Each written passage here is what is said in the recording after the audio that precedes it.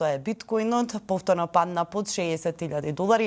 Како гледате на ова, како една краткорочна корекција или знак дека ентузијазмот на инвеститорите почнува да слабее во криптовалутата?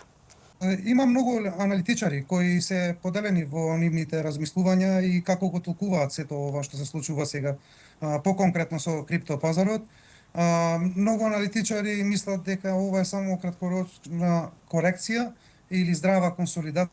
Јас сум од другата страна, каде што сум повеќе бериш на краток рок и на среден рок за криптопазарот, па и понатака исто така и за берзата, особено за сите тие технолошки акции што се во вештачка интелигенција. И тој AI CAPEX таму што е моментално натоварен како капитал, кога ги гледаме и берзата и индексите, најголемите америчките индекси, Nasdaq индексот, гледаме дека голема е и силна таа концентрација кај AI. И имавме нафтен шок со ситуацијата што се случи нели во Иран, така да тоа секако дека има реперкусии на криптопазарот и сметам дека тој тренд ќе продолжи затоа што сепак нафтениот шок што се предизвика од оваа војна е нешто што не можеме да го занемариме и на оваа година ние очекувавме кратење на каматните стапки.